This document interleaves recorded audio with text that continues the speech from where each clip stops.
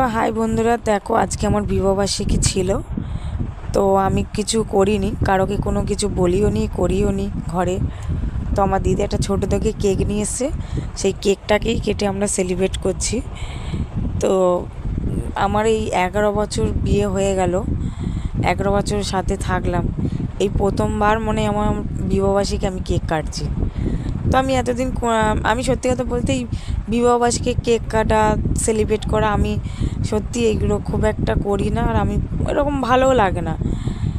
তো আজকের হঠাৎ দিদি বললো একটা কেক এনে অন্তত কাট, দেখতে দেখতে তো 11 বছর পূর্ণ হয়েই গেল। তো এই জন্যই ছোটো একটা কেক এনে বাইরে সেলিব্রেট করছিলাম। তো আমার জামাইবাবু আর আমার বর মিলে একটু মদ খেয়েছে। তো মদ খেয়ে অ্যাক্টিংটা শুধু জাস্ট তোমরা দেখো, মানে বডি বিল্ডার হবে না ও খ্যাকশিয়াল হবে না কি হবে, ও ভাবতেই পারছে না আমি কী করব। একবার বলে আমি বাইরে ভূত দেখতে যাবো, একবার বলে আমি ক্যারাটে দেখাবো, মানে ও যে কি করবে। মানে মদ খেয়ে নিলে একবার ছেলেরা, তাদের হুঁশ থাকে না যে আমি কি করছি আর না করছি। তো ভাই বন্ধুরা, অনেক রাত হলো, আবার